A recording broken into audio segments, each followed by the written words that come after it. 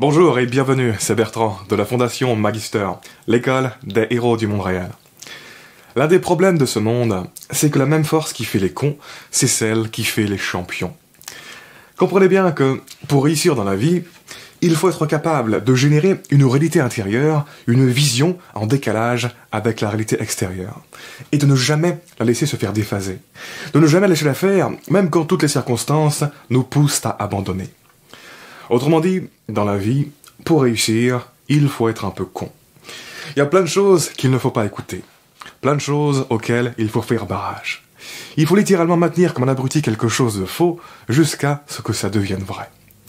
Créer des rêves grandioses et les poursuivre, c'est quelque chose d'en effet un peu stupide. Quelque chose de déraisonnable.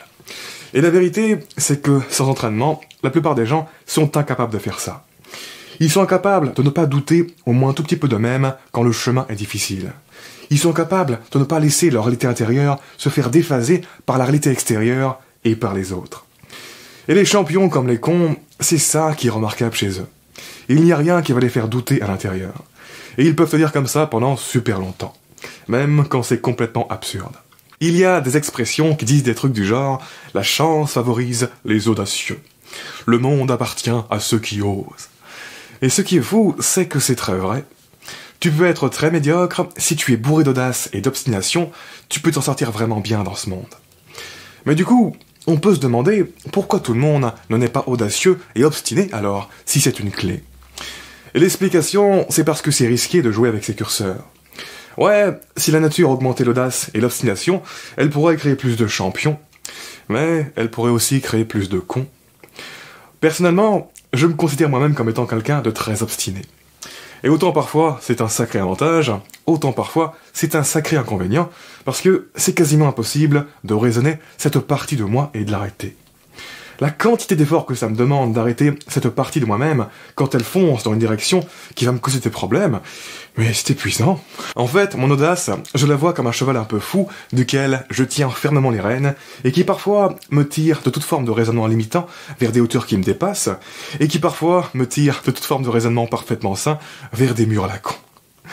Comme j'ai déjà abordé dans l'épisode précédent, et comme on en reparlera bientôt, beaucoup de gens sont trop à l'écoute de leurs raisons pour pouvoir être audacieux et obstinés. Et ce n'est pas quelque chose de fondamentalement mauvais d'être à l'écoute de sa raison. Mais le problème, c'est que c'est quasiment impossible d'être pleinement à l'écoute de sa raison et d'avoir un mental de champion. Parce que la raison, je vous l'ai répété déjà je ne sais combien de fois, mais c'est un guide dangereux de sécurité. Trop se freiner, c'est à quoi saboter toutes les opportunités et à foutre en l'air sa vie. C'est très dangereux le trop de sécurité. Ne vous méprenez pas là-dessus. Comme je vous le disais dans l'épisode 40, les champions, la raison, ils s'en battent les couilles. Comme les cons. Ils n'essaient pas de raisonner sur la situation pour savoir c'est quoi la situation. Non, ils s'en foutent de ce que dit le monde extérieur.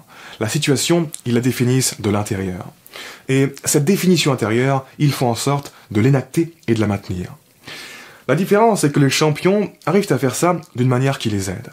Autrement dit, ils sont bien cons quand il faut être cons, quand c'est à leur avantage, mais du reste, la plupart des champions sont capables de se connecter à leur raison et d'écouter le monde extérieur, quand ce n'est pas nécessaire d'être un roc et d'être hyper blindé mentalement. Ils coupent leur raison de manière sélective. C'est-à-dire que le fonctionnement mental d'un champion, il est fondamentalement partial et subjectif. Et je reviendrai bientôt en détail sur ce que ça veut dire, c'est important. D'ici 2 épisodes, on en reparlera. La seconde raison pour laquelle l'audace et l'obstination sont rares, elle est un peu liée, et c'est qu'il faut savoir supporter la pression qui vient avec tout ça. Un champion, rien ni personne ne va l'arrêter entre lui et sa vision, même si les obstacles sont imposants. En fait, les personnes qui réussissent dans la vie, ce sont les personnes dont la réalité intérieure est l'équivalent d'une forteresse imprenable. C'est-à-dire que ces individus, qu'ils soient parfaitement intelligents ou complètement cons, ils ont cette capacité de maintenir leur réalité intérieure comme des chefs. Le monde extérieur a beau attaquer leur réalité intérieure et faire pression dessus, ça ne les impacte pas. Et c'est ça qui manque à beaucoup de personnes pour réussir. Ce n'est pas les idées, ce n'est pas la vision, ce n'est pas l'intelligence, ce n'est pas le talent, c'est la conviction. Le fait de venir avec la victoire et de repartir avec des années après. En fait, pour moi, la vie humaine, ce n'est pas un concours de quéquette, mais c'est pas loin d'être un concours de mental. C'est à celui qui aura la réalité intérieure la plus forte, celui qui saura imposer sa subjectivité par son refus de la laisser tomber. Parce qu'il s'est convaincu lui, et non pas parce qu'il convainc les autres. Et c'est pour ça, par exemple, qu'on peut avoir un Donald Trump en président des États-Unis. Inversement, les personnes qui perdent dans la vie, c'est celles qui ne sont pas capables de maintenir une réalité intérieure sous pression. Quand on y réfléchit, on peut se demander ce qui bloque l'accès de la plupart des gens à certaines opportunités. Parce qu'objectivement, pour beaucoup de choses, la voie est libre. Il suffit juste d'y croire, d'y aller, et de ne pas lâcher l'affaire. De porter ses couilles autant de temps qu'il le faut. Et vraiment, pour moi, ce qui bloque l'accès, ce n'est pas l'intelligence, ni les compétences, ni le potentiel, mais c'est cette capacité d'être déraisonnable et de ne pas lâcher l'affaire. Parce que c'est plus dur qu'on ne le croit. C'est plus dur qu'on ne le croit d'être con comme un roc et de ne pas vaciller. Pour la plupart des gens, c'est très clair qu'au bout d'un moment, quand une personne soulève une quantité de poids assez lourde, elle va finir par lâcher sous la pression. Mais avec le mental, on a l'impression que c'est un monde magique qui est complètement hors des contraintes physiques. Qu'il n'y a pas de pression, que n'importe qui devrait pouvoir soulever et tenir indéfiniment une vision, une réalité intérieure à laquelle il croit. Mais ce n'est pas le cas. Pas du tout.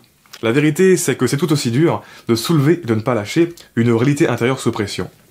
Et c'est pour ça que, quand on y réfléchit, ce n'est pas un hasard que beaucoup de choses dans le développement personnel s'apparentent à du lavage de cerveau.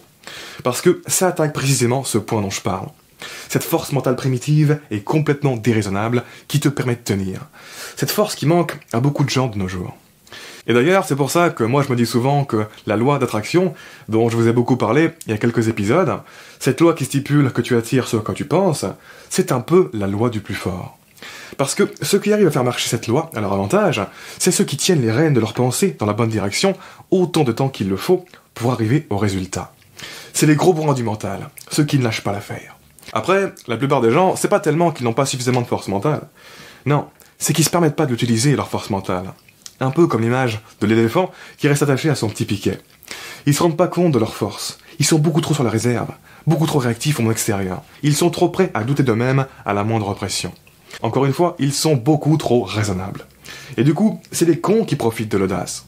Ne cherchez pas de justification pour être fort et audacieux mentalement. Encore une fois, il y a plein de gens bourrés d'audace qui croient à fond en eux, qui sont obstinés, alors qu'ils sont complètement cons et pas spécialement compétents. Et qui réussissent grâce à ça. Alors par pitié, si vous êtes quelqu'un de bien, si vous avez bon fond, si vous avez de bonnes intentions, si en plus vous êtes quelqu'un d'intelligent, de compétent, etc., gardez tout ça bien sûr, mais soyez aussi un peu plus con. Ne vous laissez pas marcher dessus par le monde. N'hésitez pas à utiliser votre force mentale. Soulevez votre réalité intérieure dans la forme que vous voulez et ne la lâchez jamais. Notre monde a besoin que les gentils s'imposent davantage. Et vous serez surpris de ce que ça peut vous apporter dans la vie. En ce qui me concerne, j'attribue l'essentiel de mon évolution à mon audace et à ma conviction.